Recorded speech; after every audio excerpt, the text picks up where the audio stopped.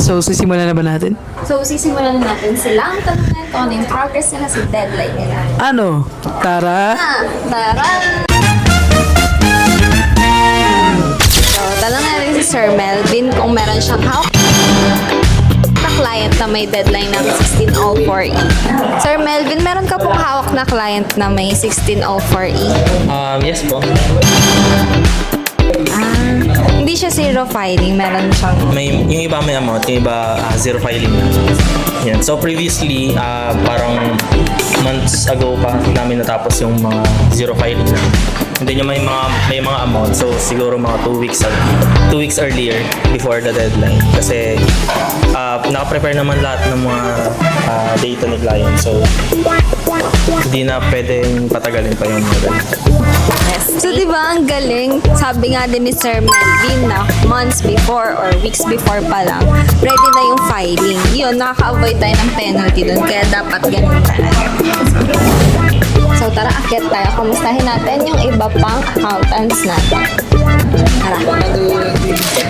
Pwede po kayong tanongin kung ano yung deadline ng client mo today. Today kasi tapuan. No, ang ginagawa na namin yung February 2026 ng mga client. Yung 1501C saka 06190.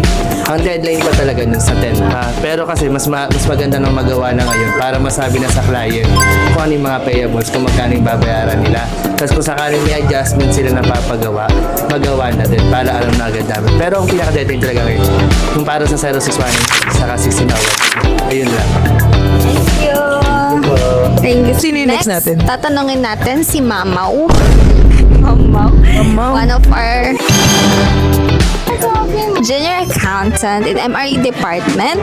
So, tatanungin natin siya kung may deadline ba siya or may deadline yung client na hawak niya. Meron po. Ano pong deadline? 62 and 091.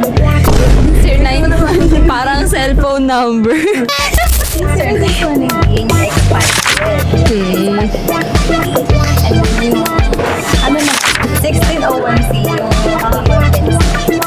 Okay. So, yun, sa mga nanonood na employee, once na lumagpas ng 250,000 yung sahod natin in a year, doon na tayo nagkakaroon ng tax, di ba? Pero ito, ilalabas dyan kung yung breakdown ng tax rates, kung ilang percent ba yung nakakaltas sa ating tax. So, di ba, kita natin kung gaano ka-compliant and kung gaano ka-organize yung mga accountants natin dito sa MRE department, which before pa lang talaga ng deadline is nakaayos na and file na.